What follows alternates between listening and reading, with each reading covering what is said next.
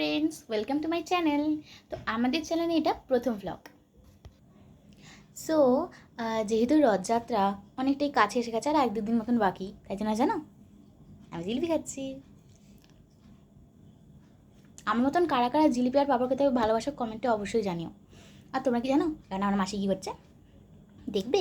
চলো চলো বন্ধুরা, এই দেখো বন্ধুরা আমার মাসিকে।